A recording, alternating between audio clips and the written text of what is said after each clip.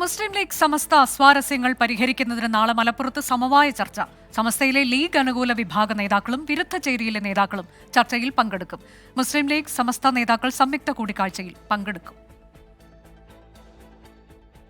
സമസ്തയിലെ league അനുകൂല വിരുദ്ധ വിഭാഗങ്ങൾ തമ്മിലുള്ള തർക്കം പരിഹരിക്കുക, സമസ്ത ലീഗ് ഭിന്നത അവസാനിപ്പിക്കുക എന്നിവയാണ് ചർച്ചയുടെ ലക്ഷ്യം. സമസ്ത അധ്യക്ഷൻ Jifri Muthukoya Thangal, professor K Alikutty Musliyar, Panakkad Sadiq Ali Shihab Thangal, P K Kunhalikutty തുടങ്ങിയവർ പങ്കെടുക്കും.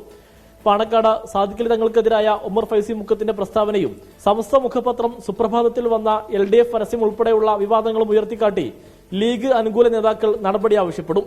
എന്നാൽ സമസ്ത എതിർത്ത ഹക്കീം ഫൈസി ആദിർശേരിയെ CIC ജനറൽ സെക്രട്ടറി സ്ഥാനത്തേക്ക് വീണ്ടും കൊണ്ടുവന്നതും PMA സലാം, ജിഫ്രി തങ്ങൾ ഉൾപ്പെടെയുള്ളവരെ വിമർശിച്ചതായും കാണിച്ച ലീഗ് വിരുദ്ധ വിഭാഗവും നടപടി ആവശ്യപ്പെടുമെന്നാണ് സൂചന.